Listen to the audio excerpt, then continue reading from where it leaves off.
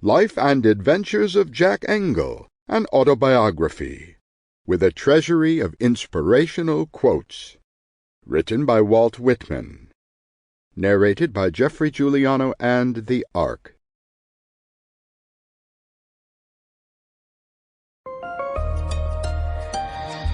Icon Audio Arts.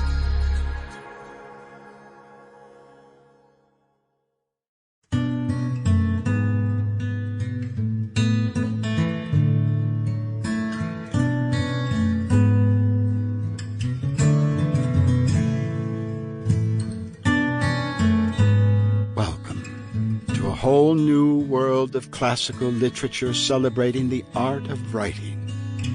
There is a very special category reserved for what we generally agree to be stories and tomes which are a significant cut above, which elegantly describe the human condition, winding their way, word by word, chapter by chapter, through a delicate web of beautiful storytelling, as to remain untouched by even time. These are, by definition, the classics, when the synergy of truth, intelligence, and insightful description come together in a tale which moves one emotionally, inspires, and educates. These works are indeed classic, to be so in tune with one's literary powers as to create, often from imagination, a story full of emotion, tender at heart, overflowing with some illumined truth from deep inside, so that it can be universally recognized and relived by the eyewitness. That, too, is a classic. Together, we go far beyond the recommended reading list of the studious English language major to bring you what is the elemental soul of the art of the written word, so that you may, in your own way and time, enter into the story laid out before you, to be forever changed and just that much more enlightened. That, then, is the true power of classical literature, and our humble attempt at its presentation herein as an audiobook to remember. Welcome.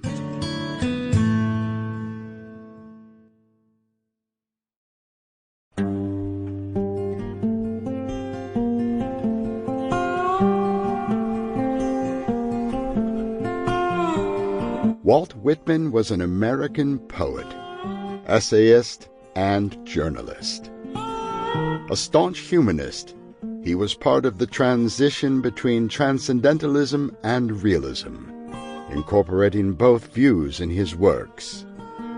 His work was controversial in its time, particularly his 1855 poetry collection, Leaves of Grass, which was described as obscene for its overt sensuality. Whitman's own life came under scrutiny for his presumed homosexuality. Born in Huntington on Long Island, as a child and through much of his career he resided in Brooklyn. At age 11, he left formal schooling to go to work. Later, Whitman worked as a journalist, a teacher, and a government clerk. Whitman's major poetry collection, Leaves of Grass, was first published in 1855 with his own money and became well known. The work was an attempt at reaching out to the common person with an American epic. He continued expanding and revising it until his death in 1892. During the American Civil War, he went to Washington, D.C., and worked in hospitals caring for the wounded. His poetry often focused upon both loss and healing. On the death of Abraham Lincoln, whom Whitman greatly admired, he wrote his well-known poem, O Captain, My Captain, and When Lilacs Last in the Dooryard Bloomed, and gave a series of lectures as well. Following a stroke towards the end of his life, Whitman moved to Camden, New Jersey, where his health further declined. When he died at age 72, his funeral was a public event. Whitman's influence on poetry remains strong to this very day. You cannot really understand America without Walt Whitman, without Leaves of Grass. Sample complete. Ready to continue?